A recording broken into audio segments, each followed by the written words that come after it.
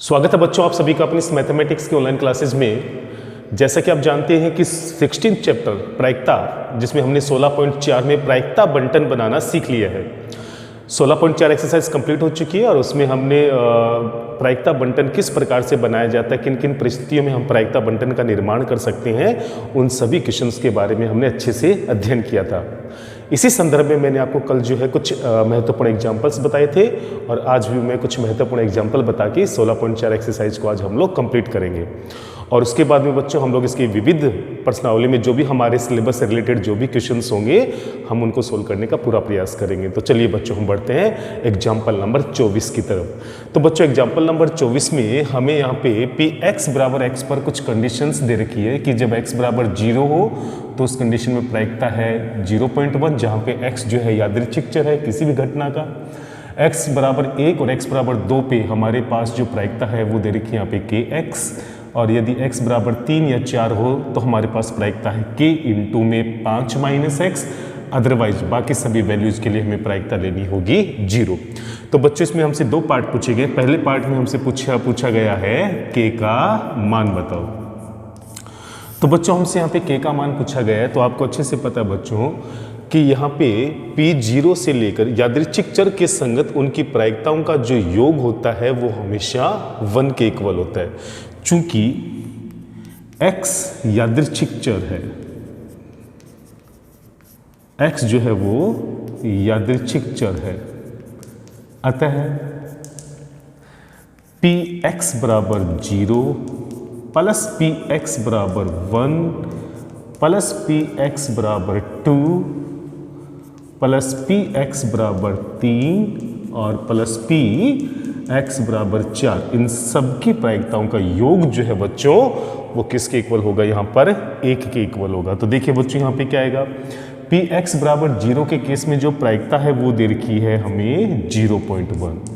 P x बराबर 1 के case में जो प्रायिकता है वो के एक्स है, और जब मैं एक्स का मान यहाँ पर 1 लूंगा तो मेरे पास यहाँ पर आ जाएगा बच्चों के, कितना आ जाएगा यहाँ पे के। प्लस में पी एक्स बराबर 2 के केस में भी आपके पास के एक्स होगा, और यहाँ पे एक्स का मान 2 लेंगे तो बच्चों यहाँ पर आ जाएगा आपके पास 2 के। पी एक्स बराबर 3 के केस में आपकी जो प्रायिकता है वो है के इंटू में 5 माइनस एक्स, और जैसे मैं एक्स बराबर 3 लूंगा तो 5 माइनस 3 2, यानी यहाँ पर एक्स बराबर 3 की प्रायिकता 2 की हो जाएगी।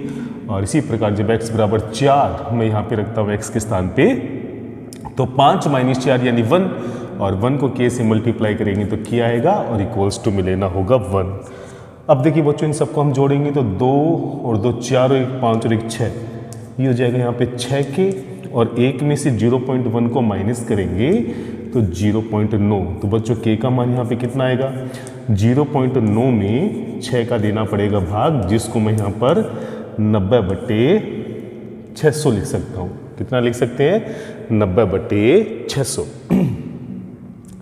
तो देखिए बच्चों यहाँ पे ये हो जाएगा यहाँ पे 9/60, और अगर मैं इसको 3 से काटूँ तो 3 तिया 9 और 20 तिया 60, और 3 में जब 20 का भाग देंगे बच्चों तो ये आ जाएगा आपके पास 15 6 90, 0.15। कितना आ जाएगा बच्चों यहाँ पे 0.15।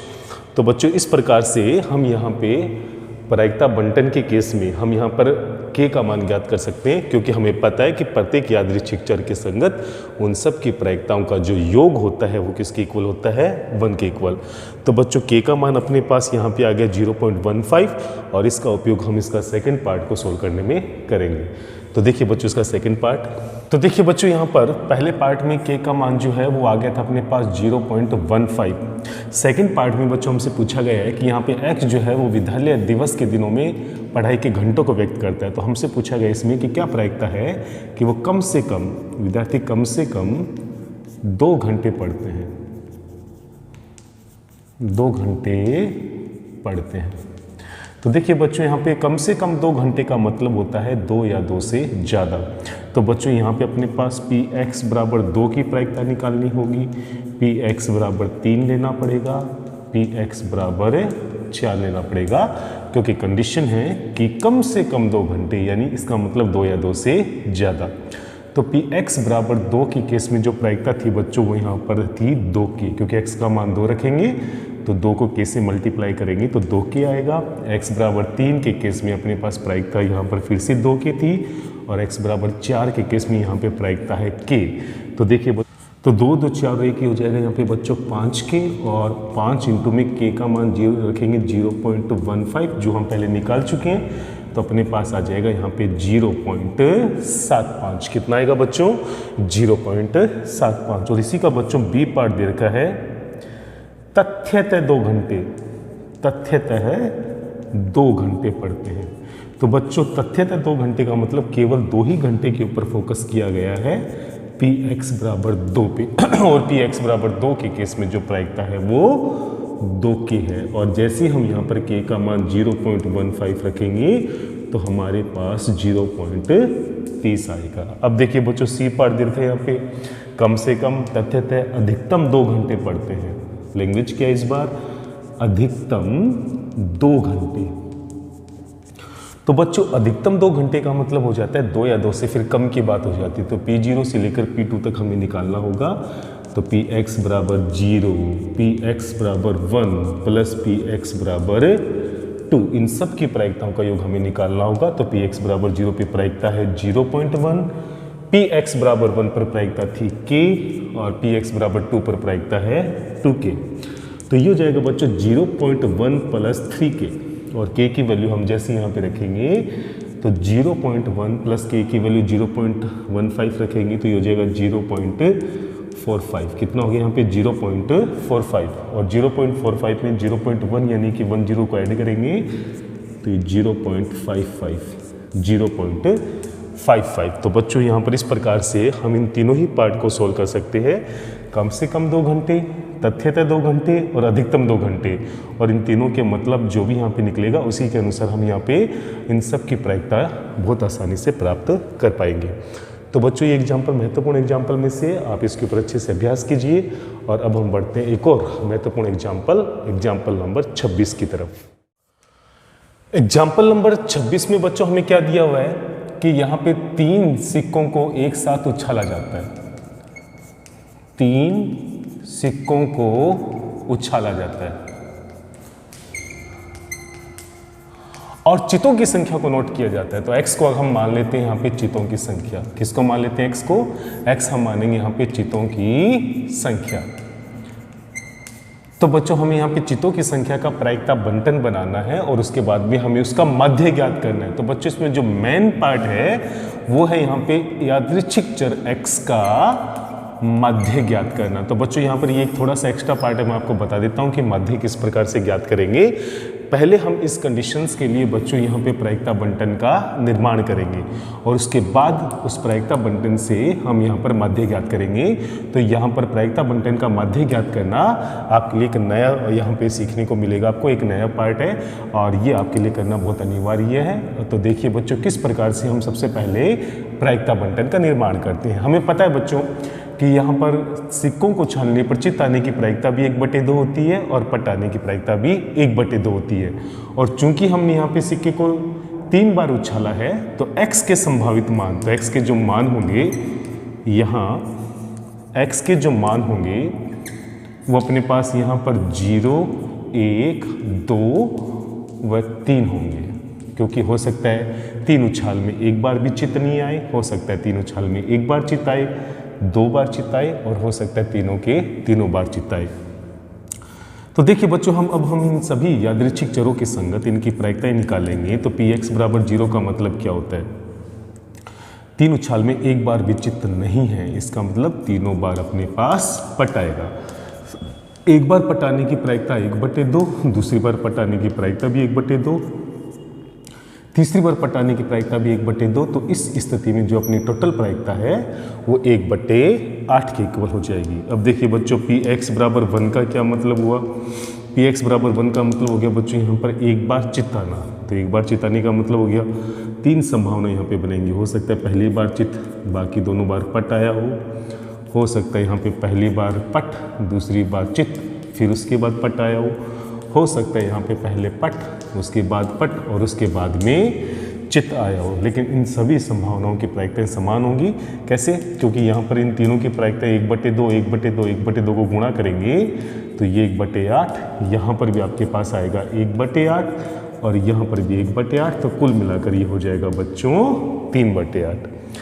नेक्स्ट कंडीशन में बच्चों जब मैं यहाँ पर Px बराबर 2 लेता हूँ तो इसका मतलब हो गया यहाँ पे 2 चित, और यहाँ पर इस केस में भी 2 संभावनाएं बनेंगी, 2 चित और उसके बाद पट। हो सकता है यहाँ पे चित पट और चित, और हो सकता है यहाँ पे पट उसके बाद यहाँ पे 2 चित आया हो।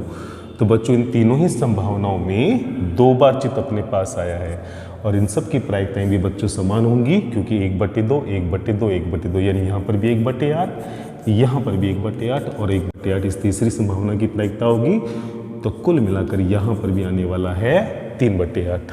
अब देखिए बच्चों Px बराबर 3, x बराबर 3 का मतलब हो गया बच्चों तीनों बार ही चिताना, और एक बार चिताने की प्रायिकता 1/2, दूसरी बार चिताने की प्रायिकता भी 1/2, तीसरी बार चिताने की प्रायिकता 1/2, तो तीनों बार चिताने की प्रायिकता 1/8 हो जाएगी। तो बच्चों हमने यहाँ पे इन सभी यादृच्छिक चरों के संगत इन सब की प्रायिकताएं हम निकाल चुके हैं, और अब हम तैयार करते हैं यहाँ पे प्रायिकता बंटन।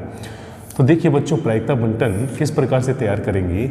x की वैल्यूज थी यहाँ पे 0 1 2 और 3, इन सभी यादृच्छिक चरों के संगत अब हम इनकी यहाँ पे प्रायिकताएं लिखेंगे। तो 0 के संगत प्रायिकता आई थी बच्चों यहाँ पर 1/8, ये हो जाएगा यहाँ पे 3/8। यहाँ पर x बराबर 2 के केस में प्रायिकता भी 3/8 और 3 के केस में प्रायिकता 1/8। तो बच्चों इस प्रकार से हमने यहाँ पर इस दी गई कंडीशंस का प्रायिकता बंटन जो है वो तैयार कर लिया। अब हमें यहाँ पे कुछ नया सीखने को मिलेगा। जो हम कुछ नया करने जा रहे हैं वो है हमें इस यादृच्छिक चर का माध्य ज्ञात करना। तो बच्चों माध्य निकालना आपको आना चाहिए, और है भी काफ़ी आसान। x का जो माध्य होगा, चर x का जो माध्य होगा बच्चों हम इसको x बार से प्रदर्शित करते हैं, और ये होता है Pi इंटू xi का समेशन, यानी कि संगत यादृच्छिक चरों को उनकी संगत प्रायिकताओं से गुणा करके जोड़ना है। तो बच्चों सिंपल x बार क्या हो जाएगा 0 into 1/8, 0 into 1/8 plus 1 into 3/8, 1 into 3/8 plus 2 into में 3/8 प्लस 3 इंटू में 1/8। तो बच्चों मैंने यहाँ पे क्या किया, संगत यादृच्छिक चरों को उनकी संगत प्रायिकताओं से गुणा करके जोड़ूंगा। तो यहाँ पे मुझे x बार यानी कि यादृच्छिक चर x का माध्य जो है मुझे क्या प्राप्त होगा, ये हो जाएगा यहाँ पे 0, ये हो जाएगा 3/8, यहाँ पर हो जाएगा 6/8 और यहाँ पर भी हो जाएगा 3/8। तो बच्चों कुल मिलाकर यहाँ पर x बार का मान आएगा 6 3 9 3 12, 12/8 यानी कि 4 3 12 4 2 8। तो यहाँ पर 3/2 जो है वो इस यादृच्छिक चर x का क्या हो जाएगा, माध्य हो जाएगा। तो बच्चों यहाँ पर इस प्रकार से प्रायिकता बंटन के बाद हम यहाँ पे उस प्रायिकता बंटन का माध्य बहुत आसानी से निकाल सकते हैं। तो बच्चों यहाँ पे आगे प्रसरण और मानक विचलन भी निकालना होता है, लेकिन वो अपने सिलेबस में नहीं है, तो हम यहाँ पे केवल माध्य तक ही पढ़ेंगे। और इस प्रकार से प्रायिकता बंटन की जो एक्सरसाइज है 16.4 वो हम लोग कंप्लीट कर चुके हैं। तो बच्चों आज के लिए हम लोग इतना ही करेंगे, और कल के वीडियो में हम विविध प्रश्नावली में जो भी हमारे सिलेबस से रिलेटेड क्वेश्चंस होंगे हम उनको सोल्व करने का प्रयास करेंगे। तो बच्चों फिर भी किसी भी प्रकार का कोई भी डाउट हो तो ज़रूर पूछिएगा। जय हिंद, जय भारत।